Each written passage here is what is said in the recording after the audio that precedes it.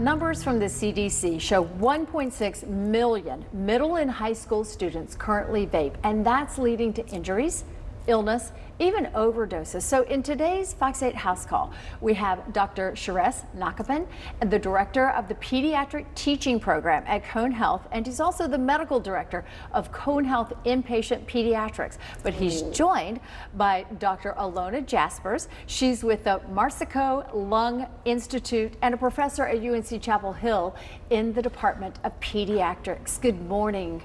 Thank you for joining us this morning. Yeah, good morning. Thanks for having us. This is such an incredibly important topic for us to talk about because everywhere we go, we see young kids getting their hands on vapes and the cartridges that go with them.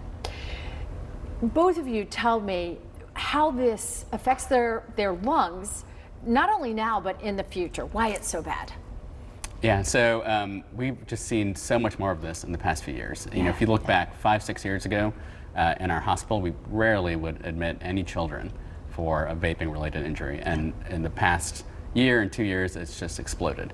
And the kinds of things that we see are kids who get what's called a pneumonitis, almost like a pneumonia, like an inflammation of the lungs from vaping.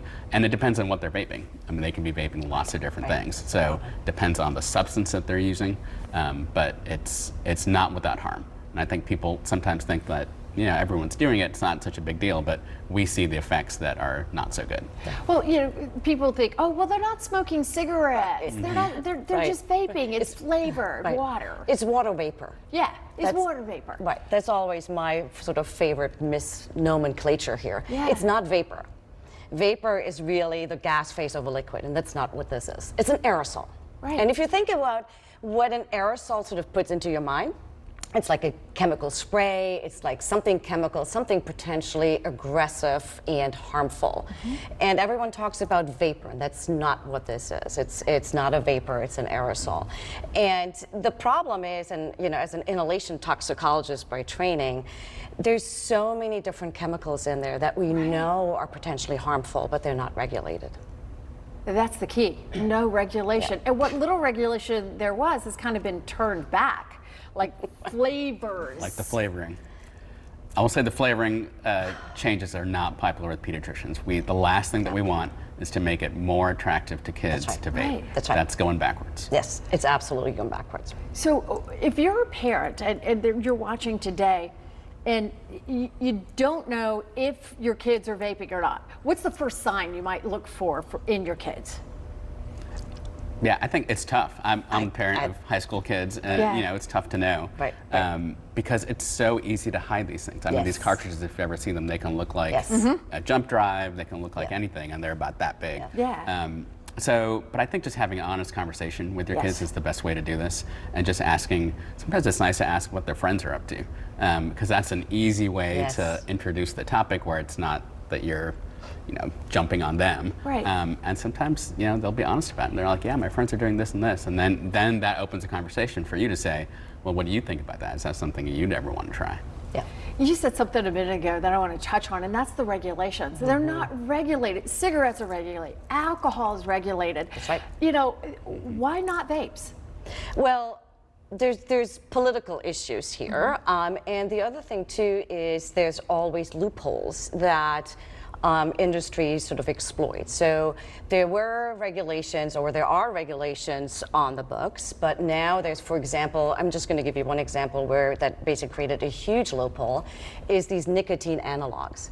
So nicotine is regulated, and nicotine vapes are regulated, but nicotine analogs are not, because they are not nicotine. So they're now being exploited. And so you have all this new line of products out there with nicotine analogs. We don't know the toxicology. They're clearly different than nicotine. And so you have all these new products out there that kids are trying with all kinds of different flavors, and they're becoming very attractive. And they're kids. They don't know how this is going to affect them in the future if they're just living for today. Wow. Absolutely. That is scary. But the advice, talk to your kids. Let them know this is not good for them. And the other point too is that I want to make is when we're talking about vaping, it's a large group of very diverse products. So we often talk about vaping in the context of nicotine, Right. and nicotine vapes, which were really designed as a smoking cessation tool. And I'm not going to ding that. There's Right. probably some value in that. But there's a lot of other vaping products out there now. They're vaping, a lot of THC products now. We talked about vaping kratom, which is, yes. That's scary. It is. Yeah.